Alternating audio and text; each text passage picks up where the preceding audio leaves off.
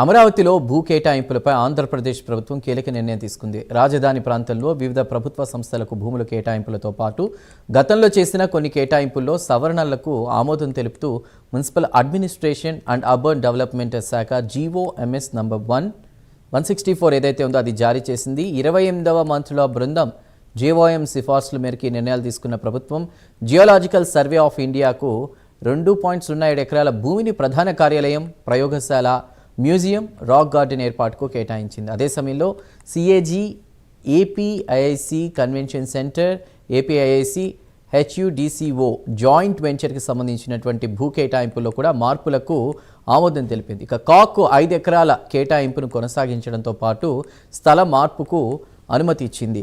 APIIC convention సెంటర్కు దాదాపు 5.09 ఎకరాలు కేటాయిస్తూ భూమి యాజమాన్య హక్కులు ఏపీసీఆర్డీఏ వద్దే కొనసాగాలని స్పష్టం చేసింది. అలాగే ఏపీఐఐసి, హెచ్యుడిసిఓ జాయింట్ వెంచర్ ఏదైతే ఉందో దానికోసం రిజర్వ్ చేసిన భూమిని 10.2 ఎకరాలకు పెంచుతూ అమరావతి ల్యాండ్ అలాట్మెంట్ నిబంధనల ప్రకారం తదుపరి చర్యలు చేపట్టాలని అధికారులను ప్రభుత్వం ఆదేశించింది.